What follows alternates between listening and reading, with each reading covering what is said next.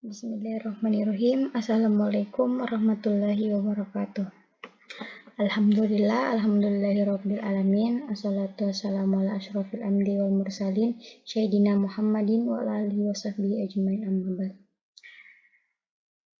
Baiklah, perkenalkan nama saya Nur Fadila dengan NIM 7021210666. Saya akan menjelaskan tugas analisis jurnal yang diberikan oleh dosen mata kuliah Dasar Ilmu Gizi Kesmas, Bu Sukfitriati Syahrir, SKM MKes. Adapun jurnal yang saya ambil bertemakan yaitu Jurnal Edukasi Manfaat Air Mineral pada Tubuh bagi Anak Sekolah Dasar secara online. Abstrak dari jurnal ini yaitu kegiatan pengabdian didasarkan pada hasil penelitian rendahnya daya konsumsi air mineral oleh masyarakat. Air mineral penting untuk dikonsumsi berdasarkan pada jumlahnya, fungsinya, dan dampaknya pada tubuh manusia. Kegiatan ini bertujuan untuk mengetahui perilaku, pengetahuan, sikap, dan tindakan masyarakat berkaitan dengan konsumsi air mineral. Peserta yang dipilih dalam kegiatan ini yaitu siswa kelas 5 SD Yayasan Prayoga. Hal ini didasari atas prinsip edukasi dapat dimulai dari neonatus hingga lansia. Masa neonatus dengan rasa ingin tahu meningkat dimiliki oleh remaja yang berada pada usia 11-20 tahun, terutama tentang kesehatan. Sedangkan metode pelaksanaan yang dilakukan dalam jurnal ini yaitu metode ceramah, kreatif, dan diskusi dalam bentuk edukasi online. Metode yang digunakan untuk mendapatkan data perilaku adalah survei diuji perbedaan bermaknanya menggunakan Wilcoxon SPSS. Hasil dari data kegiatan praedukasi adalah sebesar 41%. Peserta mempunyai pengetahuan kategori baik dan 72% peserta dengan sikap berkategori positif dan 80% peserta dengan tindakan berkategori menggunakan kuesioner tertutup sebelum dan sesudah edukasi.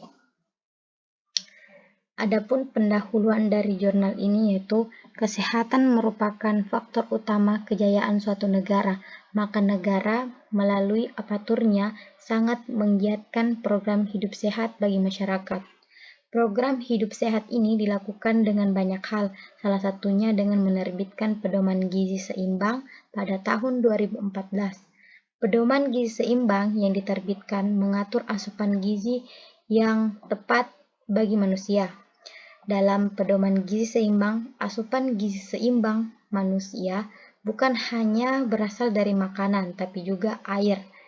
Menurut Pedoman Gizi Seimbang, pada tubuh normal tropis, di kantor atau rumah kebutuhan manusia, khususnya kelompok remaja dan dewasa, akan air yaitu sebesar 2 liter atau 8 gelas. Perubahan kebutuhan air ini disebutkan oleh kandungan rata-rata tubuh manusia sebesar 75% air dan 25% bahan padatan.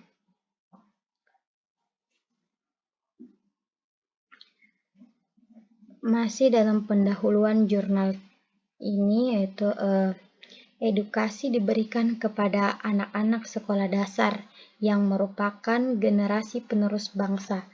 Edukasi ini diberikan dengan menggunakan pola pendekatan pendidikan karakter yaitu dimulai dari tahap pengetahuan knowing, pelaksanaan action, dan kebiasaan. Hasil dari penelitian ini, hasil dari Pedoman Gizi Seimbang menimbulkan keinginan untuk melakukan kegiatan edukasi kepada masyarakat tentang manfaat air mineral pada tubuh. Kegiatan edukasi ini bertujuan untuk mengetahui perilaku, pengetahuan, sikap, dan tindakan masyarakat berkaitan dengan air mineral. Adapun edukasi sendiri, edukasi merupakan suatu kegiatan peningkatan pengetahuan tentang kesehatan dalam upaya meningkatkan. Jika dimulai dari masa neonatus ini sangat baik dengan harapan dapat meningkatkan taraf hidup sehat sejak dini, sehingga masyarakat generasi muda Indonesia akan membaik taraf kesehatannya di masa yang akan datang nanti. Masih dalam pendahuluan jurnal, air merupakan faktor penyusun utama manusia. Ketika lahir, kadar air di tubuh adalah 90%. Bersamaan dengan bertambahnya usia, kadar air dalam tubuh mengalami penurunan menjadi 70% di usia dewasa dan terus menurun hingga 50% saat lanjut usia.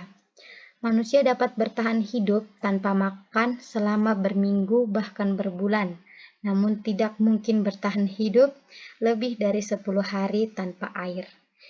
Jika tubuh manusia kekurangan air sebanyak 2% saja, maka energi tubuh akan menurun hingga 20%. Jika persen kekurangan air ini menjadi 7%, maka tubuh akan mengalami yang namanya sakit. Hidrasi adalah suatu kondisi tubuh mengalami keseimbangan cairan. Sedangkan dehidrasi adalah kondisi tubuh yang kekurangan cairan. Tubuh mengalami kekurangan cairan disebabkan oleh kekurangannya jumlah cairan yang masuk dalam tubuh. Tubuh mengeluarkan cairan itu melalui cara pernafasan, keringat, urin, dan tinja. Bagaimana sih tanda-tanda kalau tubuh itu mengalami dehidrasi? Tubuh yang mengalami dehidrasi itu dapat dilihat dari warna dan bau urin, yang ciri warnanya yaitu orange atau kuning dan baunya itu menyengat. Urin yang dimaksud di sini yaitu dalam hal ini selain dari urin pada saat bangun tidur. Waktu-waktu terbaik yang dianjurkan untuk mengonsumsi air minum yaitu ada 6. Pertama, saat bangun tidur di pagi hari. Kedua, minum sebelum makan. Ketiga, minum sebelum dan sesudah olahraga. Keempat, minum sebelum mandi. Kelima, minum sebelum tidur. Dan yang terakhir atau yang keenam, minum ketika merasa lelah bekerja. Itulah 6 kondisi yang dianjurkan untuk kita mengonsumsi air minum. Lanjut pada kondisi-kondisi yang dianjurkan untuk minum air atau waktu-waktu yang dianjurkan untuk minum air itu kebiasaan minum air setelah bangun tidur. Sangat baik dipertahankan demi meningkatkan asupan cairan sepanjang hari, sehingga tubuh berada dalam kondisi hidrasi. Tubuh yang dalam kondisi hidrasi dapat menambah energi, memperbaiki sistem pencernaan, pernafasan, memperbaiki mood dan fungsi otak. Situasi buruk yang akan terjadi jika tubuh mengalami dehidrasi adalah turunnya kemampuan berpikir, tingginya rasa cemas, kemampuan konsentrasi menurun, dan kelelahan bagi sejumlah manusia. Kebiasaan dan waktu yang dianjurkan untuk mengonsumsi air juga termaksud kebiasaan minum air sebelum tidur, baik dalam hal mencegah status dehidrasi selama tidur. Jika tubuh mengalami dehidrasi saat tidur, maka besar kemungkinan akan menyebabkan menderita penyakit kardiovaskular, serangan jantung. Paling sering terjadi di pagi hari karena saat itu terjadi pemekatan darah yang disebabkan oleh dehidrasi. Jadi penting membiasakan diri minum air sebelum tidur. Adapun waktu-waktu atau kondisi-kondisi yang tidak dianjurkan untuk mengonsumsi air minum yaitu ada 3. Yang pertama, tidak minum air selama makan. Yang kedua, tidak minum berlebihan setelah berolahraga. Yang ketiga, jangan minum air sambil berdiri. Itulah kondisi-kondisi atau waktu-waktu yang dilarang atau yang tidak dianjurkan untuk mengonsumsi air minum. Kegiatan makan yang dilakukan dengan lebih lambat dan dinikmati dapat mempertahankan diet seimbang sehingga hidup lebih sehat. Kondisi hidrasi tubuh selama berolahraga perlu dipertahankan, namun hindari minum berlebihan selama berolahraga, karena ini akan mengurangi kadar mineral natrium dalam tubuh dan menguras elektrolit alami tubuh sehingga timbul rasa lelah. Mengapa kita tidak dianjurkan untuk minum air sambil berdiri? Karena kebiasaan minum air sambil berdiri harus diubah karena berakibat pada masalah kesehatan seperti dikatakan para ahli dapat menjadi salah satu pemicu kerusakan sendi dan radang sendi yang disebabkan oleh ketegangan otot yang terjadi saat minum sambil berdiri dibandingkan saat duduk. Kondisi otot lebih rileks. Hindari juga minum dengan jumlah yang banyak sekaligus dan tergesa-gesa agar oksigen yang ada dalam air tidak terlepas dan dapat memenuhi kebutuhan tambahan selain dari sistem pernafasan. Lanjut pada metode yang digunakan dalam jurnal ini, yaitu metode edukasi yang digunakan pada kegiatan ini atau pada jurnal ini adalah metode ceramah kreatif dan diskusi secara online menggunakan aplikasi Zoom. Penerapan metode ceramah kreatif untuk meningkatkan pemahaman peserta tentang manfaat air mineral. Ceramah kreatif adalah kegiatan yang bersumber dari satu orang, namun tidak hanya berupa monolog, namun juga menonton video sebagai media penyampaian pengetahuan. Tujuan menggunakan metode ceramah kreatif ini untuk memperkuat pemahaman dan pertegas pernyataan yang disampaikan oleh narasumber. Setelah penyajian materi selesai, dilanjutkan dengan diskusi dalam bentuk Q&A dari peserta. Setiap question yang diajukan oleh peserta memperlihatkan kemampuan memahami dan mengaitkan pengetahuan baru dengan pengetahuan dan pengaplikasian sebelumnya yang dimiliki dan dilakukan oleh setiap peserta. Metode pengukuran hasil edukasi pada kegiatan ini adalah kuesioner tertutup yang dibagikan sebelum dan sesudah edukasi. Jadi, sebelum melakukan edukasi, mereka sudah diberikan kuesioner terlebih dahulu, dan setelah edukasi maka diberikan lagi kuesioner. Tujuan dari penyebaran kuesioner ini untuk mengukur tingkat perilaku, pengetahuan, sikap, dan tindakan sebelum dan sesudah edukasi dan menganalisis adanya perubahan signifikan sebelum dan sesudah edukasi terhadap perilaku, pengetahuan, sikap, dan tindakan. Itulah metode yang digunakan dari jurnal ini. Kita lanjut pada hasil dan pembahasan. Kegiatan yang dilakukan berjalan sesuai perencanaan dengan beberapa tahapan yang ditampilkan pada tabel 1. Kegiatan ini dilakukan secara online. Pada tabel 1 akan dimunculkan di slide selanjutnya. Kegiatan ini dilakukan secara online mengundang 76 siswa. Namun, kelemahan pada sinyal dari siswa berakibat pada penurunan jumlah peserta. Pada akhirnya, jumlah peserta yang hadir dan mengisi kuesioner dan daftar hadir menjadi 64 siswa. Hasil pendistribusian kuesioner kepada peserta edukasi ditabulasi dan diolah dengan menggunakan SPSS. Data yang diperoleh ditabulasi berdasarkan jenis kelamin dan usia pada tabel 2 dan 3. Sementara itu, terhadap hasil perilaku, pengetahuan, sikap, dan tindakan sebelum dan sesudah edukasi disajikan dalam bentuk grafik batang pada gambar 4, 5, dan 6. Gambar 4 mendeskripsikan tingkatan pengetahuan peserta berkaitan dengan pentingnya air mineral ke dalam kategori baik dan buruk. Gambar 5 dan 6 mendeskripsikan sikap dan tindakan peserta dalam kategori positif dan negatif. Baik, inilah tabel 1 tahap kegiatan edukasi.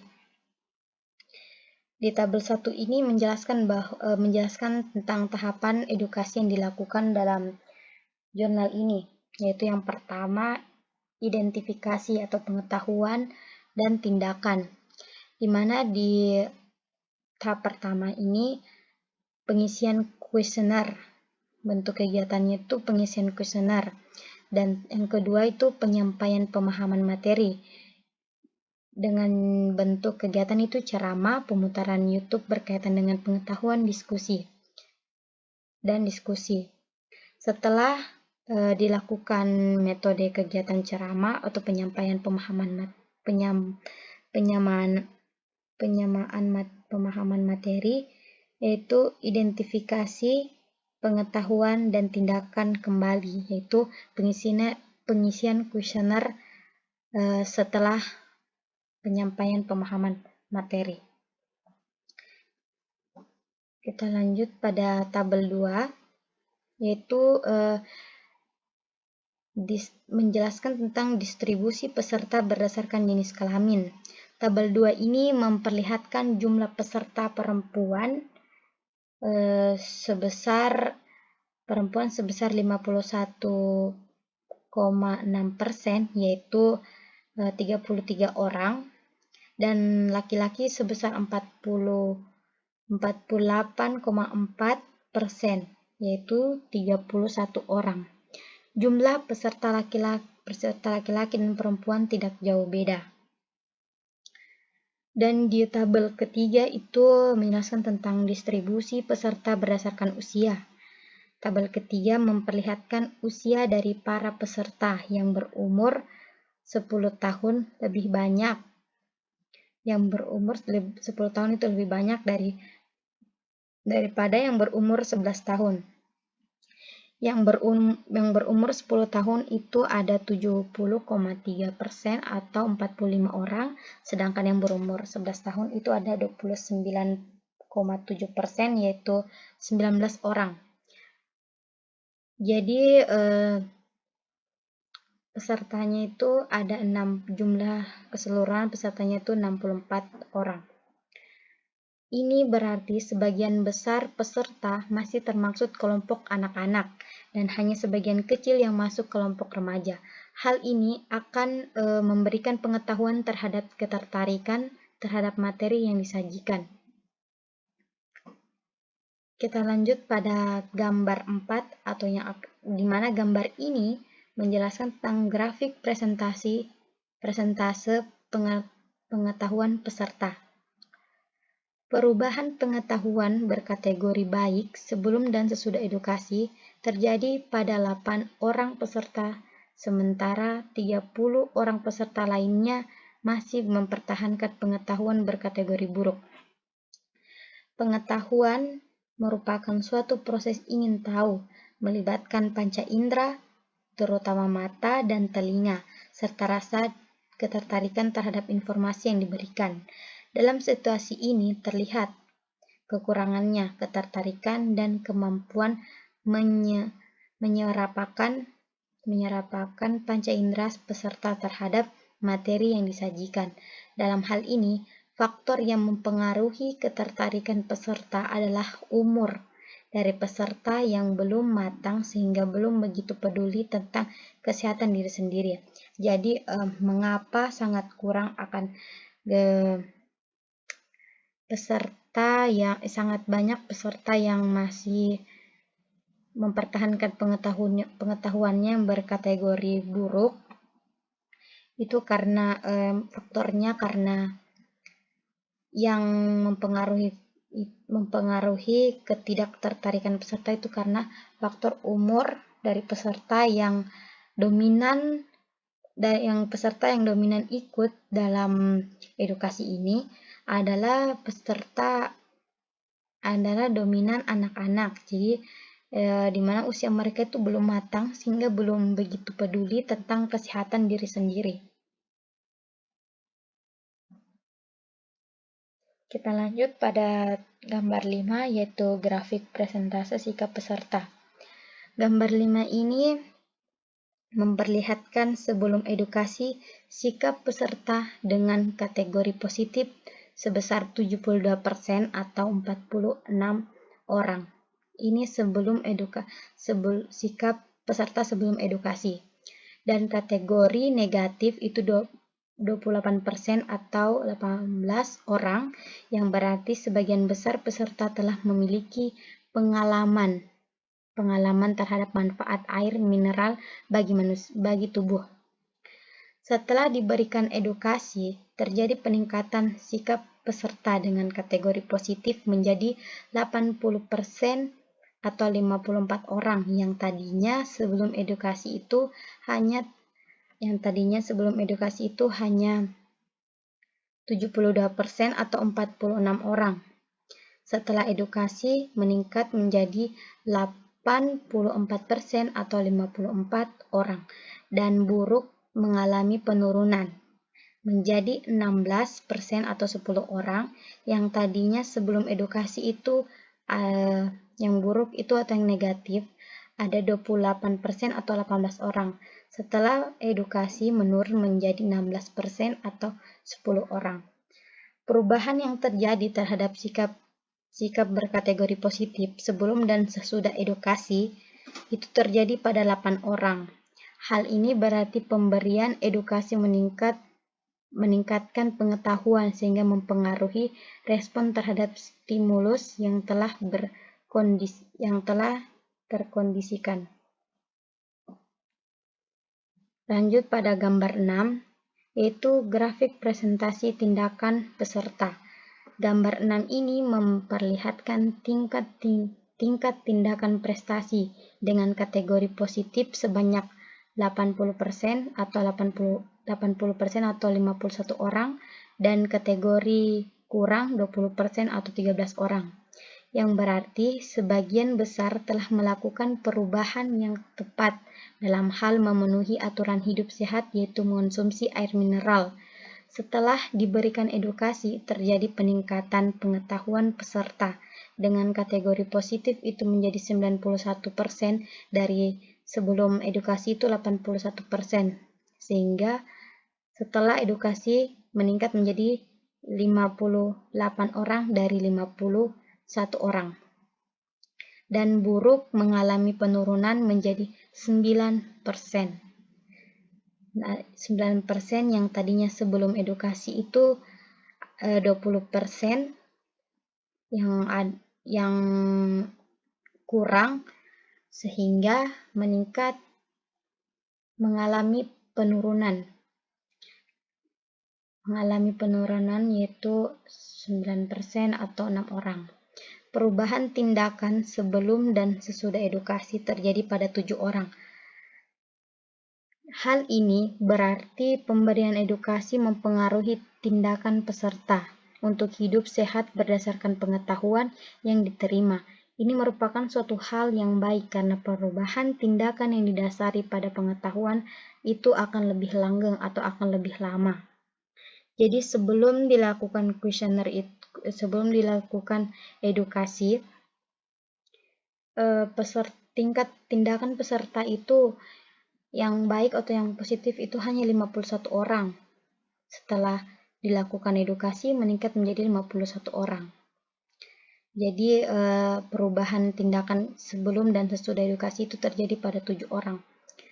Hal ini bertanda baik pada edukasi tersebut karena dapat mempengaruhi tindakan peserta dan dapat edukasi tersebut dapat diterima dengan baik oleh peserta yang mengikuti edukasi tersebut.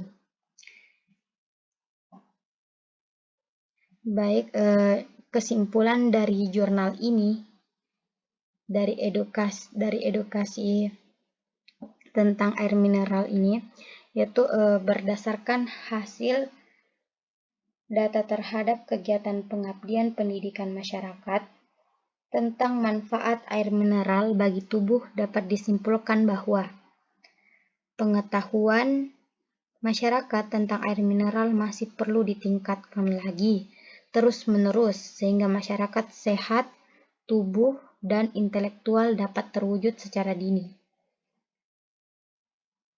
Jadi kesimpulan dari jurnal ini yaitu masih akan terus ditingkatkan, akan terus dilakukan edukasi-edukasi selanjutnya secara terus-menerus agar pengetahuan tentang air mineral itu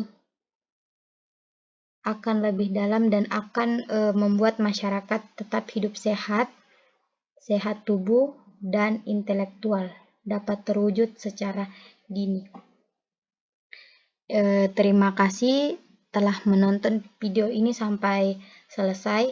Itulah tadi penjelasan tentang jurnal edukasi manfaat air mineral pada tubuh bagi anak sekolah dasar secara online. Mungkin sekian dari saya, lebih dan kurangnya mohon dimaafkan. Mungkin masih ada salah-salah dalam menjelaskan jurnal tersebut karena kesalahan itu datangnya dari saya, sedangkan kebenaran itu datangnya hanya dari Allah Subhanahu wa taala.